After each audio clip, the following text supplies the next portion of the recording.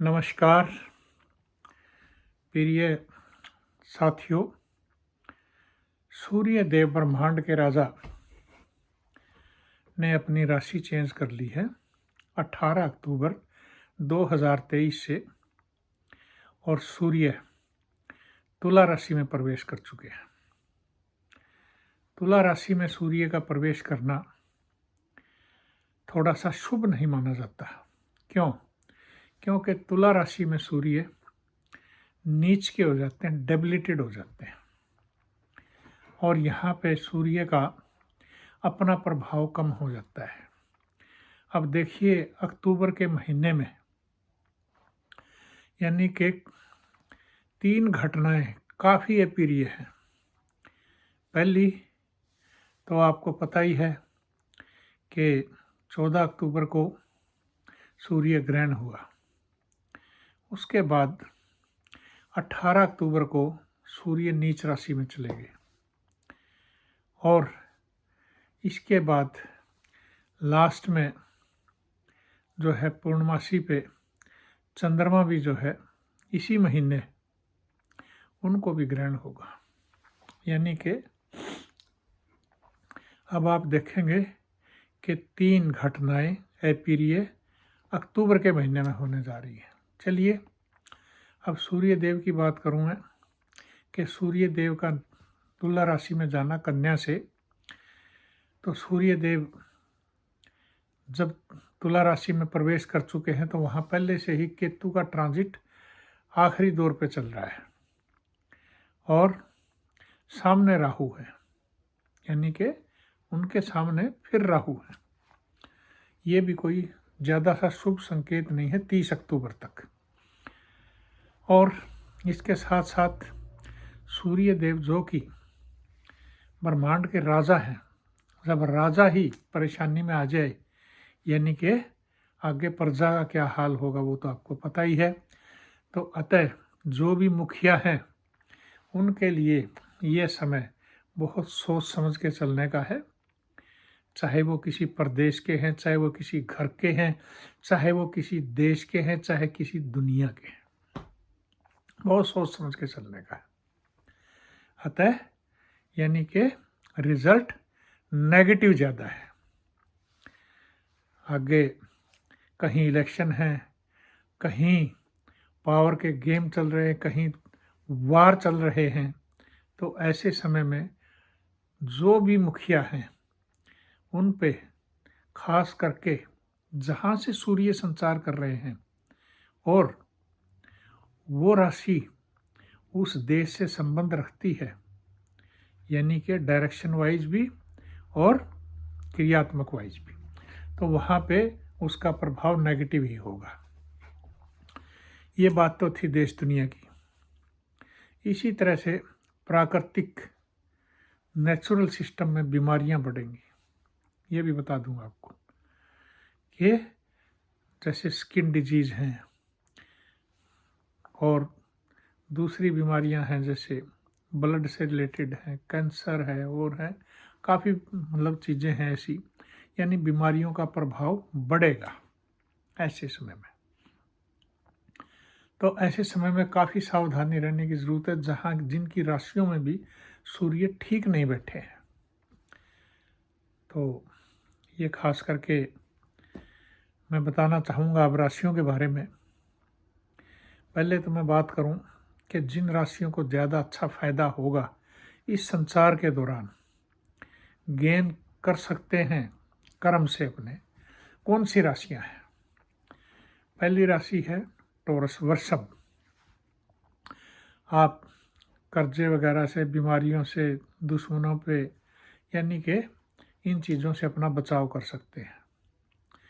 और उसी तरह से अब दूसरी राशि सिंह राशि, जो सूर्य देव की अपनी राशि है, वहाँ से सूर्य 3rd भाव से गुजरेंगे तो आप देश विदेश की यात्राएं और यात्राओं से लाभ भी होगा।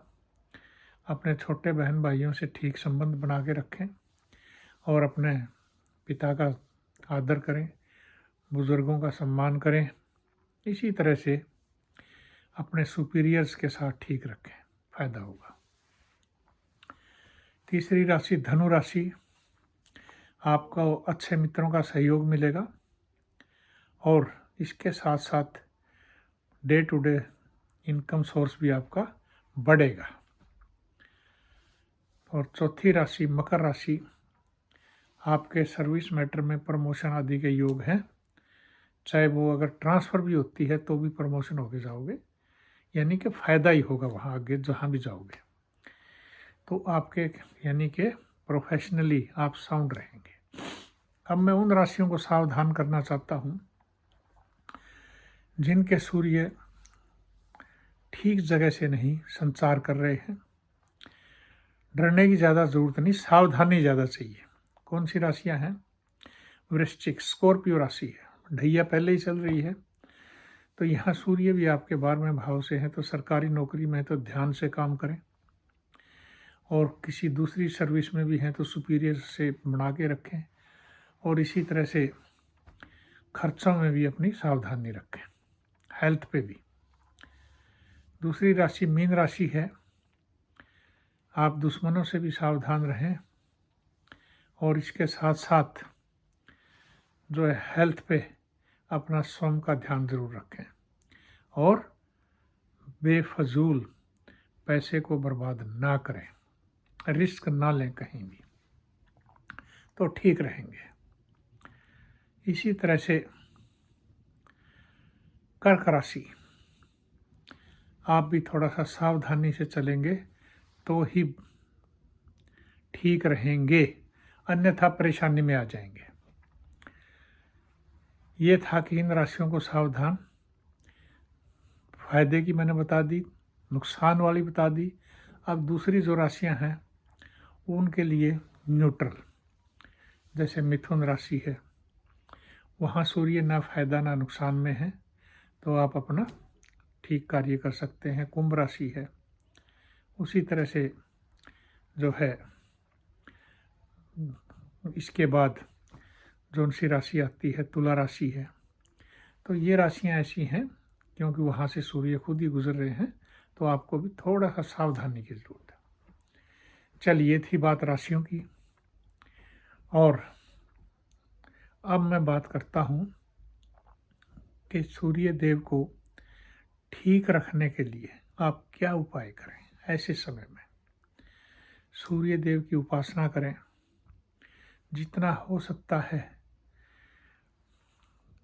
आप अनाज का, गुड़ का या मिठे का, कोई भी चीज़, मिठाई का आप दान कर सकते हैं नीडीज को। उसी तरह से आप पक्षियों को खिलाएं, बर्ड्स को, तो भी फायदे में रहेंगे।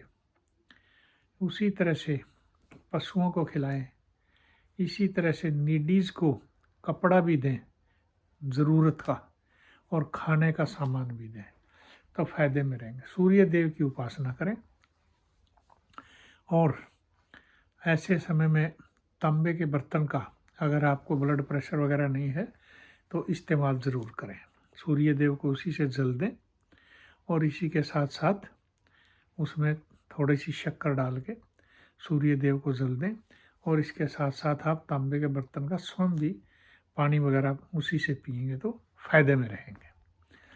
और ओम सूर्य देवाय नमः, ओम घृणी सूर्याय आदित्य नमः, तो काफ़ी मतलब मंत्र हैं, उनका आप जाप कर सकते हैं। इसी तरह से सूर्य देव का आशीर्वाद लें तो आपको फ़ायदा होगा, जिनके लिए मैं सावधानी के बारे में पर्टिकुलर बता रहा हूँ। तो ये था सूर्य देव के संचार के बारे में, जो कि 18 अक्टूबर से लगभग 1 महीना रहेगा। उसी तरह से ये अक्टूबर का महीना काफ़ी सावधानी का भी है, तो ऐसे समय में ध्यान रखें। धन्यवाद, नमस्कार।